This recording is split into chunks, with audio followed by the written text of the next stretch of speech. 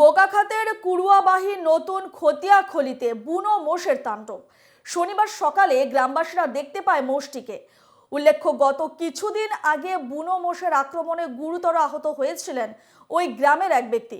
বুনো মোষের মুক্ত বিচরণে আতঙ্কিত গ্রামবাসী। ঘটনাস্থলে বনকর্মীরা উপস্থিত হয়ে মোষটিকে তাড়ানোর চেষ্টা করে।